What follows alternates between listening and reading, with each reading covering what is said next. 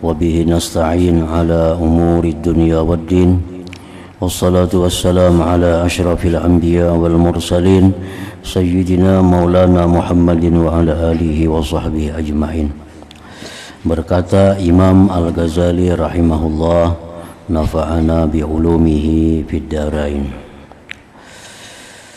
Wahai anakku yang tercinta, seandainya ilmu semata-mata itu cukup bagi engkau dan tidak perlu kepada amalan, maka tidak ada faidahnya seruan suci di tengah malam. Seperti disebutkan, Allah Subhanahu wa ta'ala di tengah malam menyeru. Apa ajar Tuhan? Adakah di sana orang yang meminta sesuatu? Adakah di sana orang yang minta ampun? Adakah di sana orang yang bertaubat? Nah, jadi ini menunjukkan bahwa kalau hanya kita punya ilmu semata itu belum cukup tanpa disertai dengan amalan-amalan.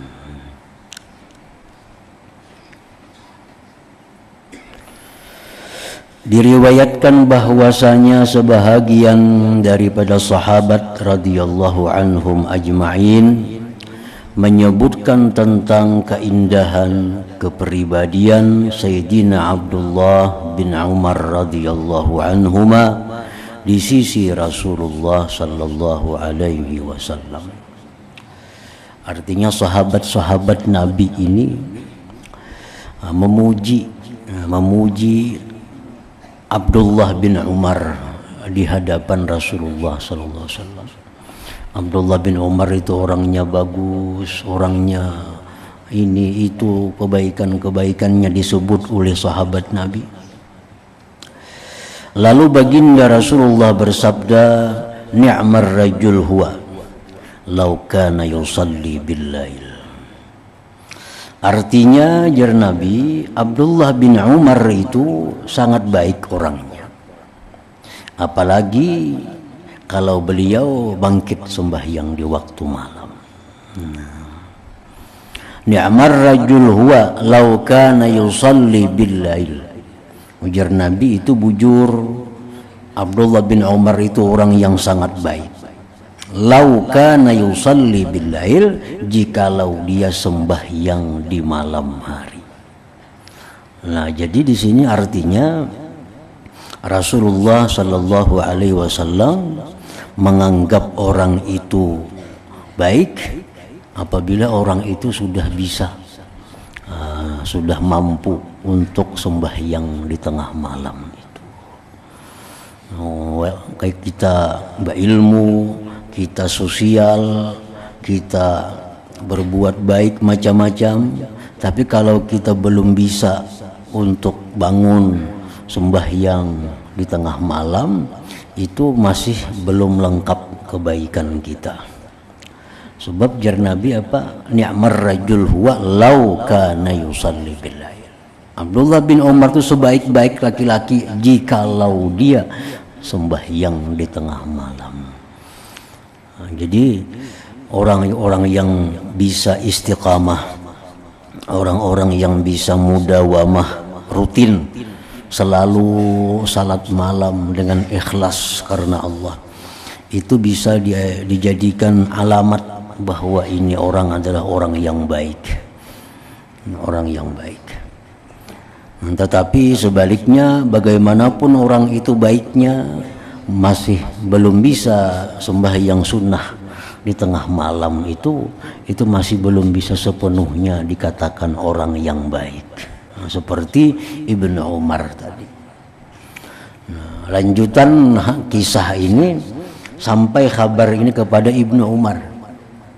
Padahal dua Ibnu Umar, ujar orang, wahai Ibnu Umar, tadi engkau dipadahkan Nabi orang yang baik jikalau sembahyang malam. Nah, ujar Abdullah bin Umar, sejak itu sampai sekarang aku kada pernah lagi meninggalkan salat malam itu.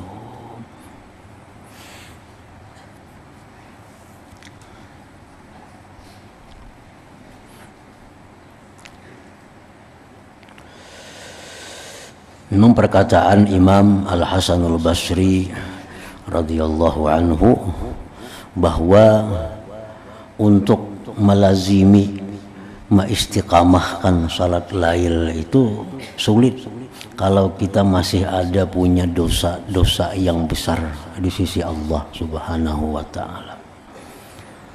Sulit kita, walaupun kita sudah cukup persiapan, siang sudah istirahat, malam sudah lakas guring, tapi kita masih ada dosa-dosa besar yang belum diampuni Allah. Nah, kita akan terpasung oleh dosa itu sehingga kita berat kada kawa melakukan salatul lail, sembahyang di tengah malam itu secara istiqamah. Artinya amun sewaktu-waktu itu bisa aja kawa. Sewaktu-waktu misalnya kita ada kebutuhan lawan Tuhan, misalnya kita ada perlu, nah itu bisa kita sembahyang tengah malam, begitu selesai bisa ampih juga bangun tengah malamnya. Nah itu ngarannya kada istiqamah. Kalau istiqamah terus menerus, baik di kampung, baik waktu di musafir, nah itu berat. Nah, kalau kita masih ada dosa-dosa yang besar.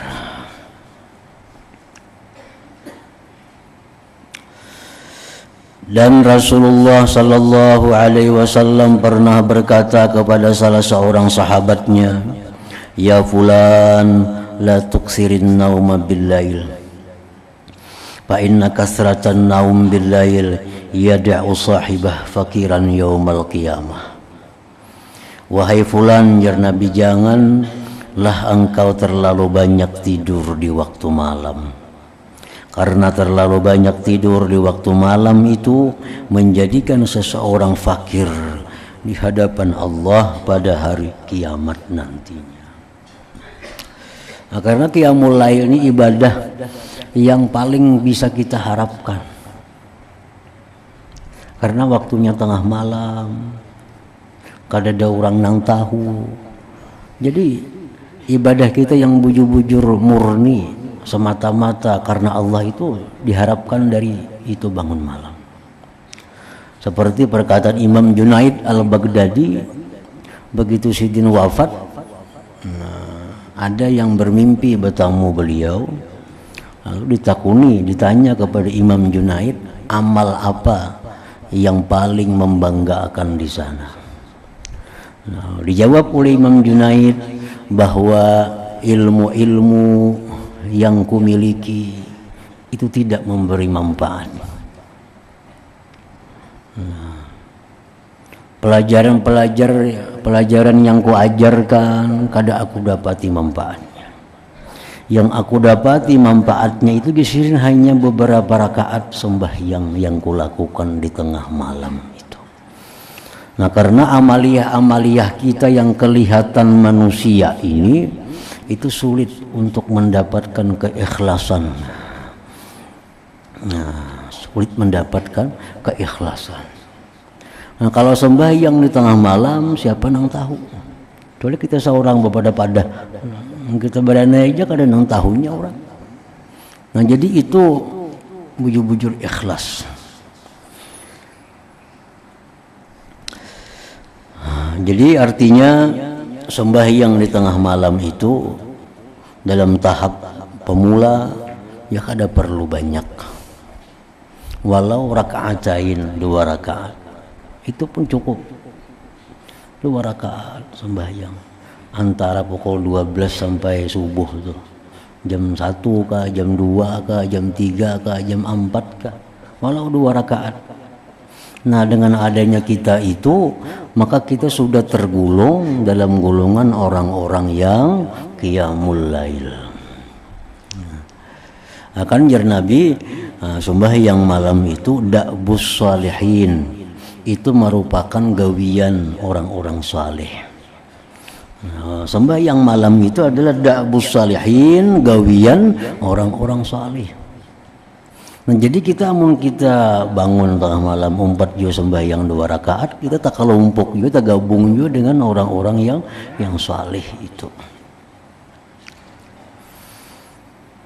Seperti apa yang dikatakan oleh Imam Ghazali, bacalah Quran walaupun beberapa ayat sehari, supaya masuk dalam golongan orang-orang yang baca Quran. Nah, bangunlah malam hari sembahyang sekalipun 2 rakaat supaya masuk dalam golongan orang-orang yang baca Quran, salat tahajud di malam hari. Di akhirat kan dipanggil oleh Allah di padang mahsyar, ada pengumuman dari Allah, mana orang-orang yang renggang belakang mereka di malam hari beribadah kepada Allah. Mana orang yang sembahyang tahajud, masuklah kalian ke dalam surga tanpa melalui hisab dan sebagainya. Itu hadis ada demikian. Di situ kan ada disebutkan orang harus sembahyang 100 rakaat, harus 20 rakaat atau harus 30 rakaat, walaupun 2 rakaat sudah masuk dalam panggilan siapa-siapa orang yang tahajud di malam hari, masuklah kalian ke dalam surga. Wahai anakku yang tercinta, hendaklah engkau selalu mengingati firman Allah Ta'ala, wa minal laili fatahajjat bih. Maksudnya, dan hendaklah engkau bangkit sembahyang tahajud pada sebahagian daripada waktu malam. Sembahyang tahajud. Dan firman ini mengandungi makna suruhan Tuhan. Wa minal lail fatahajjat, itu fi'il amar. Tahajjadu, nah itu kan fi'il amar, artinya perintah. Dan daripada malam hari maka engkau bertahajud dengannya. Tuhan kadang menyuruh harus 10 rakaat, harus berapa rakaat, 2 rakaat sudah cukup, masuk sudah dalam golongan orang-orang yang tahajud itu.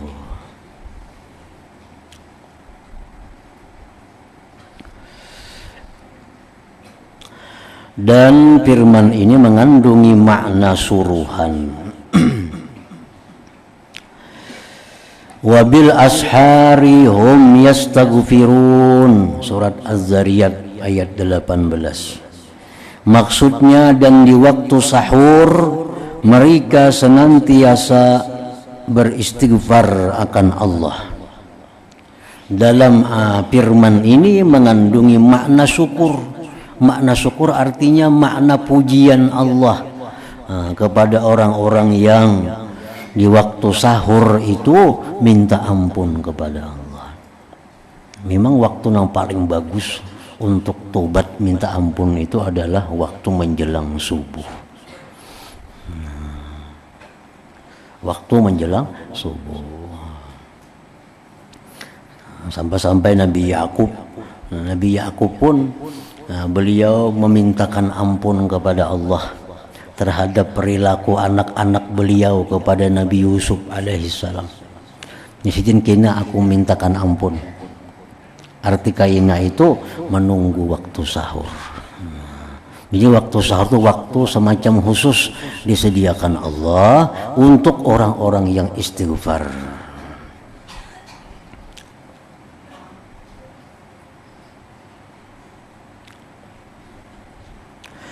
Dan firman-Nya lagi, as-sa wal mustaghfirina bil ashar.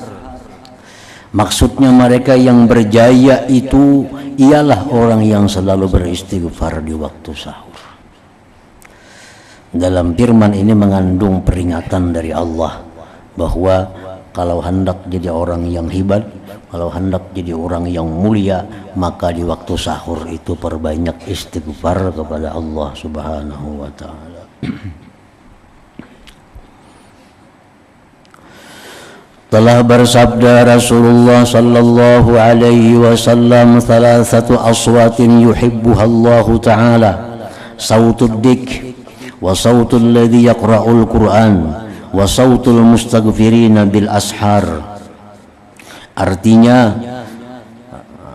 ujar Nabi kita, ada 3 suara yang sangat dicintai oleh Allah.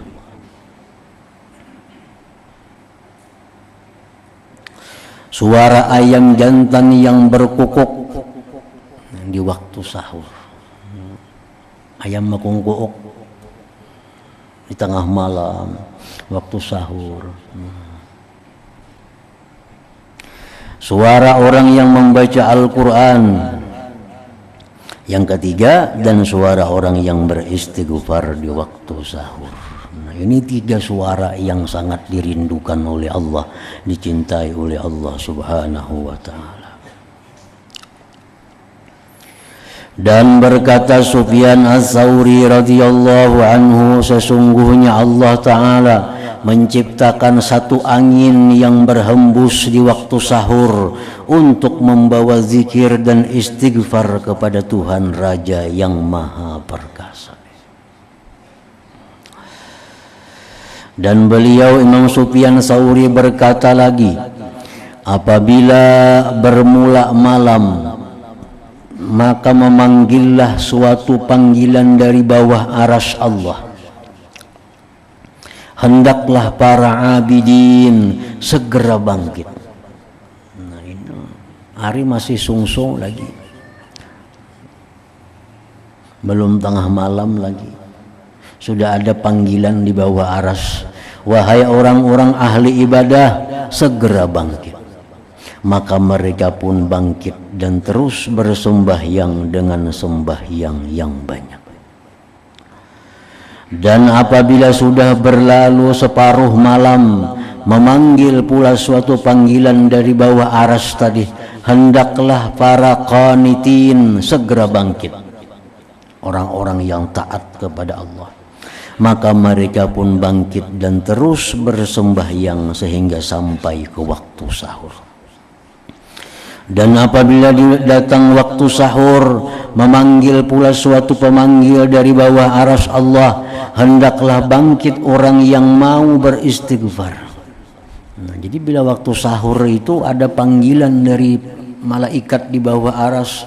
Wahai orang-orang yang hendak minta ampun lawan Tuhan, lah kasih bangun, ini saatnya minta ampun kepada Allah. Maka mereka pun bangkit dan terus beristighfar minta ampun. Dan apabila fajar sudah naik, azan sudah subuh. Nah, sudah azan subuh. Azan subuh. Dan apabila fajar sudah naik menyingsing, maka memanggillah oleh suatu pemanggil, hendaklah bangkit, hendaklah bangun mereka yang lalai kepada Allah Subhanahu wa Ta'ala. Ini orang bang subuh tuh bangun, sudah dianggap orang yang lalai. Sudah dianggap orang yang lalai. Lalu mereka pun bangkit daripada hamparan mereka, laksana orang mati yang dibangkitkan dari kubur mereka. Jadi jangan sampai termasuk dalam golongan yang sudah orang bang hanyar bangun ini nah. Kada sampat napa-napa lagi orang bang bangun, bisa kada sampat bersubuh berjamaah nih tuh. Orang bang bangun, bisa kada sampat lagi subuh berjamaah.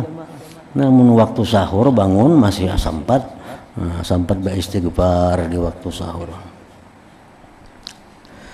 Wahai anakku yang tercinta, adalah diriwayatkan di dalam wasiat Luqmanul Hakim bagi anaknya bahwa beliau berkata,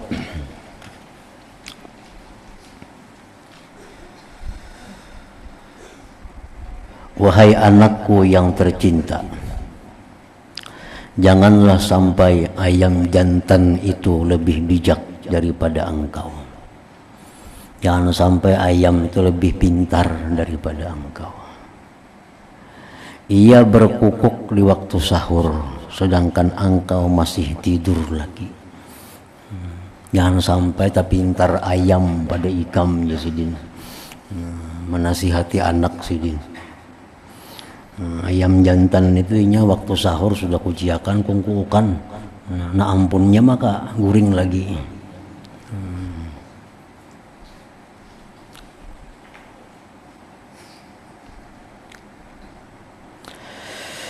Dan sungguh sangat indah sekali gubahan syair di bawah ini.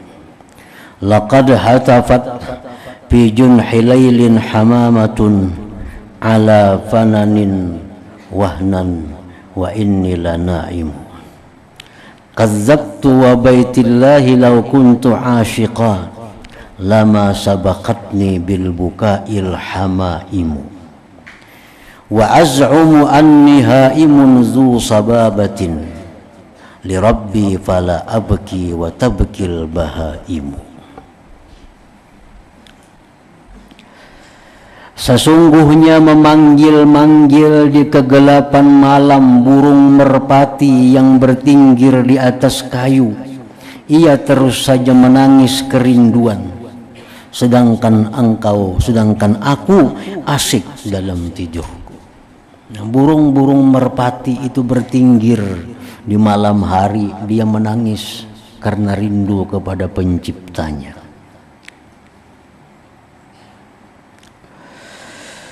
Bohong, sebenarnya bohong aku demi Tuhan yang memiliki Baitullah.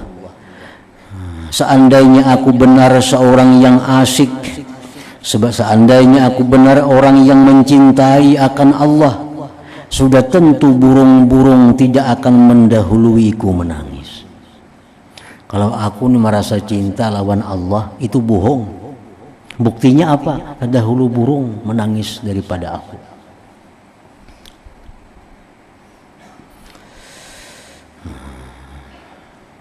Aku mengaku bahwa aku seorang pecinta yang bersangatan dahaga untuk bertemu kekasih. Aku mengaku bahwa aku mencintai Allah. Artinya, aku mengaku bahwa aku cinta kepada Allah.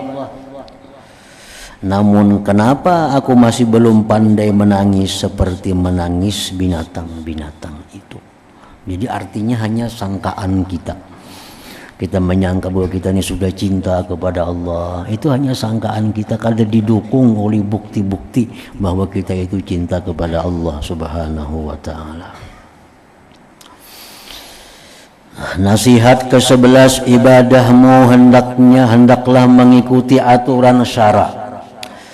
Wahai anakku yang tercinta, intisari segala ilmu itu ialah bahwa engkau mengetahui cara mengerjakan ketaatan dan ibadah akan Allah Ta'ala.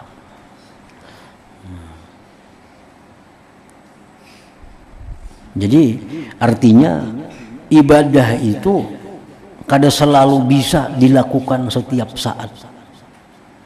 Ada saat-saat yang kita kada boleh melakukan ibadah tertentu di saat-saat tertentu. Jadi mesti tahu juga kita mantang-mantang baik baca Quran, baca terus Quran dalam jamban kau baca Quran juga, nah salah itu. Ada aturan-aturannya. Mantang-mantang baik sembahyang terus. Kada tahu imbah asar, imbah sembahyang subuh, sembahyang juga nah. Mantang-mantang baik puasa tiap hari, kada tahu hari raya puasa juga. Nah, jadi ibadah itu ada aturannya. Ada aturannya. Dan ibadah itu ada prioritasnya. Di saat ini yang utama ibadah ini. Ibadah lain kaina dulu. Kan ibadah banyak. Di jam ini yang utama ibadahnya ini, ibadah lainnya kada usah. Nah, jadi ibadah kita mesti sesuai dengan aturan syara. Ketahuilah bahwasanya taat dan ibadat itu ialah mengikuti aturan Allah Ta'ala pada segala suruhan, larangan dan perbuatan. Yaitu segala apa yang engkau katakan dan segala apa yang engkau buat dan yang engkau tinggal hendaklah mengikuti peraturan syariat Allah Subhanahu wa ta'ala.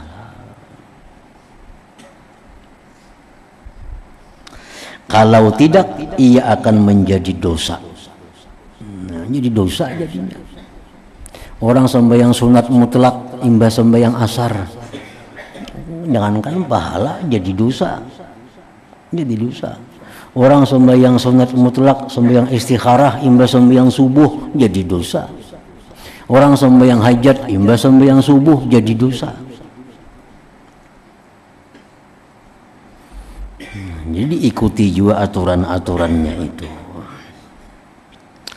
Seperti halnya bila engkau berpuasa di hari raya dan hari-hari tasyrik, maka engkau telah melakukan kemaksiatan.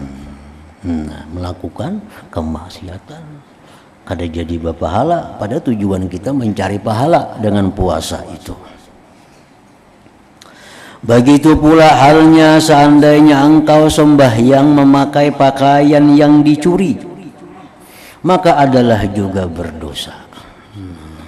Walaupun pada zahirnya engkau telah melakukan suatu bentuk ibadah, tapi karena kada sesuai tata caranya, kada sesuai aturannya, maka ibadah yang mestinya jadi ladang pahala menjadi dosa.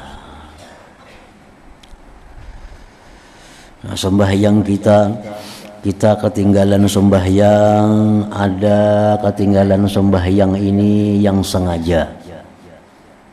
Nah, ada ketinggalan sembahyang nang kada sengaja. Contohnya orang bang zuhur misalnya. Ini orang bang zuhur. Nah, sudah masuk waktu zuhur. Guring kita, guring. Sekali bangun orang bang maghrib, bulan puasa, puput berbunyi bangun. Nah, zuhur kada sembahyang, pada guringnya pukul 1. Dikira kita bangun lagi tadi pukul 3, kalinya kada tahu lagi. Nah, lalunya wajib mengqadha nih, mengqadha 2 sembahyang. Nah, nang mana sembahyang nang wajib dahulu diqadha? Sembahyang zuhur. Kenapa? Karena dia meninggalkan zuhur tanpa uzur. Sudah tahu masuk waktu, kenapa kada sembahyang? Yang sembahyang pan dulu hanyar guring. Nah, itu wajib dulu segera diqadha.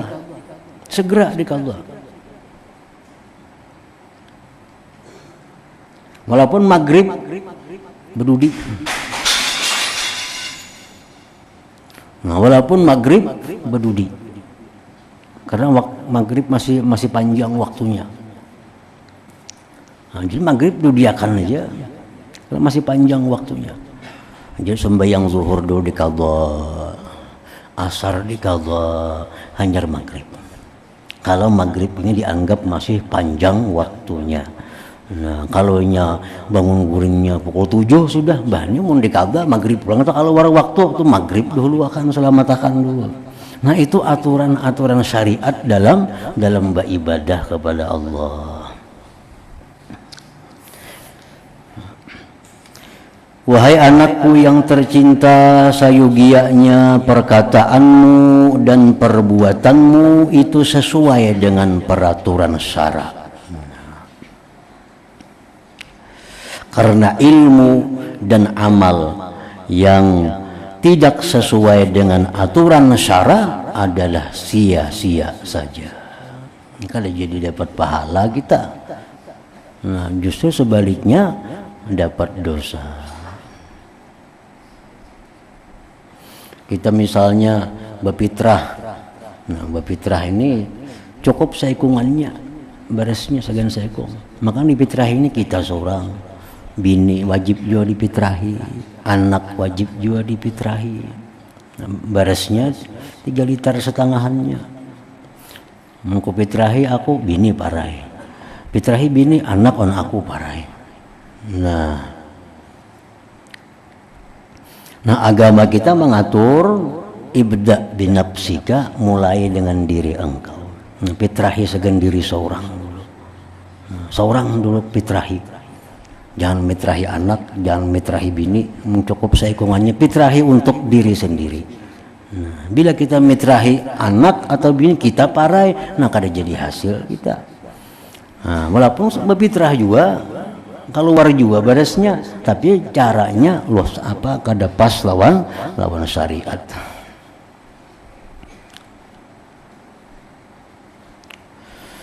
Dan sayugianya bagimu bahwa engkau tidak tertipu dengan perkataan yang aneh-aneh dan keterlanjuran perkataan ahli tasawuf.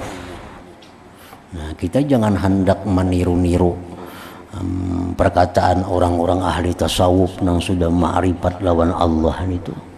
Kadang-kadang mereka itu berkata-kata dalam keadaan di luar kesadaran mereka. Nah, orang-orang yang sudah tinggi kedudukan di sisi Allah itu kadang-kadang ucapan-ucapannya itu kadangkala dicerna oleh akal kita. Kadang-kadang kayak pina melamahkan beribadah ada juga. Kadang-kadang pina kada sesuai dengan syariat ada juga, karena mereka mengatakan itu dalam keadaan di luar kesadaran mereka karena mereka asik dengan Allah Subhanahu wa taala. Nah, itu jangan dituruti perkataan-perkataan orang itu. Nah, makanya biasanya setiap ada perkataan-perkataan orang-orang sufi yang kelihatannya melemahkan ibadah, yang kelihatannya itu bertentangan dengan syariat, itu biasa ada diterjemahkan oleh ulama berikutnya bahwa ini maksud sidin bukan kayak itu, bukan kayak zahirnya itu kada. Ini maksudnya ada macam ini. Nah, oleh karena itu diatur kita kada boleh membaca sembarang kitab-kitab yang dikarang oleh orang sufi itu. Kalau kita salah paham, kita salah mengerti sehingga kita melamahkan syariat Allah. Nah, melamahkan ibadah kepada Allah, melamahkan segala macam kebaikan.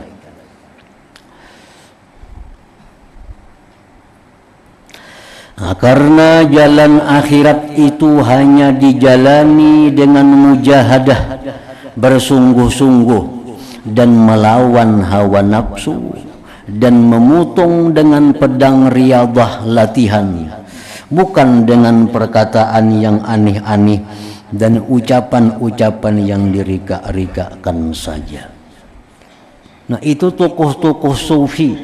Nah, macam Junaid al-Baghdadi contohnya, itu tokoh sufi. Perkataan sidin itu kadang-kadang membingungkan kita. Nah, padahal sidin itu dahulunya ya berjuang juga, mujahadah juga, beribadah juga siang malam kepada Allah. Cuma sudah beliau berada di kedudukan puncak ma'rifat kepada Allah, kadang-kadang ucapan-ucapan sidin itu kadang-kadang dipahami oleh orang-orang macam kita yang di bawah ini, yang kelihatannya kada sesuai dengan pengetahuan kita selama ini. Jadi Junaid Baghdadi kalau ikam berdoa jangan lawan Allah, berdoa lawan aku. Allah kada kenal lawan ikam ini siapa ikam. Itu ucapan yang sulit dipahami. Kan selama ini kita kalau berdoa lawan Allah, karena Allah maha mendengar, maha melihat, maha tahu. Junaid kada lawan murid-muridnya. Wahai murid, kalau kau berdoa, berdoalah kepadaku, panggil ya Junaid, wahai Junaid. Jangan kau panggil ya Allah, Allah kada kenal sama engkau. Nah, itu kan perkataan yang sulit dipahami. Nah, itu jangan kita pakai perkataan itu kalau kita kadang mengerti apa maksudnya oleh perkataan Imam Junaid al-Baghdadi itu. Dan perkataan itu bujur. Ampun sidin itu bujur, kada salah, kada bertentangan sebenarnya, cuma melalui jalan-jalan akhirnya ketemu bahwa apa yang dikatakan sidin itu sebenarnya bujur juga. Nah, cuma jangan dicerna secara zahirnya. Nah, seolah-olah kita ini kada memerlukan kepada Allah. Nah, pada keadaan jam itu maksudnya. Nah, maksud sidin itu ya antara lain maksudnya kalau ikam ini banyak maksiat lawan Allah, ikam selama ini durhaka kepada Allah, ikam kada usah berdoa lawan Tuhan, Tuhan kada mehirani ikam. Nah, kita minta ampun dulu kepada Allah, baik-baik tuh. Hanyar berdoa lawan Tuhan, nah Tuhan akan kenal kepada engkau. Nah, amun ikam masih banyak dosa, ikam masih banyak maksiat, ikam berurusan doa aku aja, karena aku mintakan ampun kepada Allah. Nah, itu maksudnya. Nah, jadi jangan kita terkecoh dengan perkataan-perkataan orang-orang yang seperti itu kalau kita kadang mengerti apa tujuannya. Dan ketahuilah bahwasanya lidah yang tidak dikawal itu, lidah yang tidak dikawal itu, lidah ini kadang-kala dilepas kayak ayam bang, dilepas-lepasnya kalau kawal. Nah, lidah ini mesti ada kendali.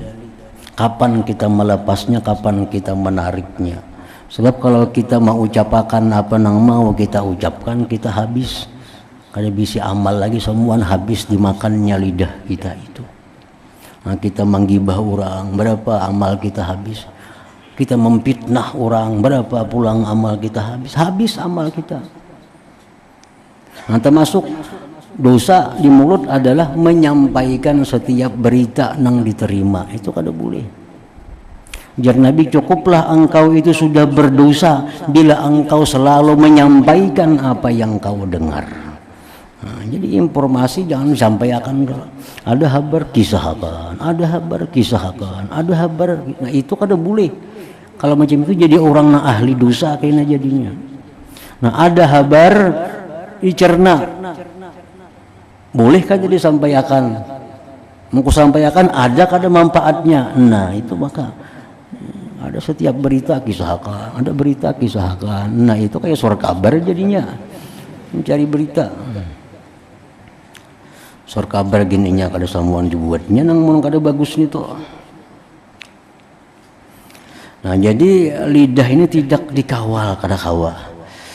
Kata bahwasanya lidah yang tidak dikawal itu dan hati yang tertutup dan dipenuhi dengan kelalaian dan syahwat adalah merupakan tanda kecelakaan seseorang. Nah, kita kadang mengawal lidah kita. Nah, makanya kita disuruh bakhalwat, disuruh jangan begaul. Tujuannya apa? Salah satunya agar terjaga lidah ini. Agar terjaga lidah. Makanya suruh kita kurangi bergaul, apalagi dengan orang-orang yang kada jelas. Jangan hendak bergaul. Nah, diam di rumah itu lebih baik. Supaya apa? Antara lain terjaga lidah kita daripada menyebut nang macam-macam. Nah, jadi bagaimana di rumah itu lebih selamat. Tapi jangan bisa telepon, bisa HP sama aja juga. HP situ kamari sama aja juga bergaul ngarannya kada jadi bakhalwat itu.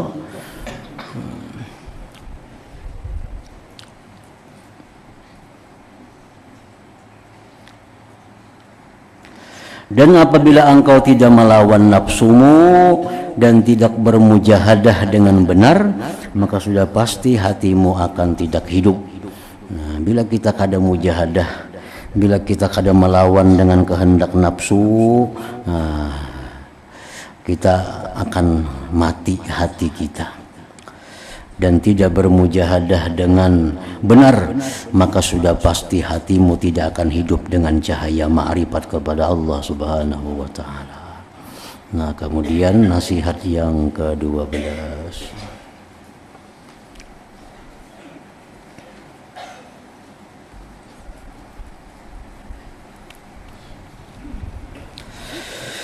Afdalu dzikri fa'alam annahu la ilaha illallah Muhammadur Rasulullah, la ilaha illallah Muhammadur Rasulullah, la ilaha illallah Muhammadur Rasulullah, la ilaha illallah, la ilaha illallah, la ilaha illallah, la ilaha illallah, la ilaha illallah. Allah Allah Allah Allah Allah Allah Allah Allah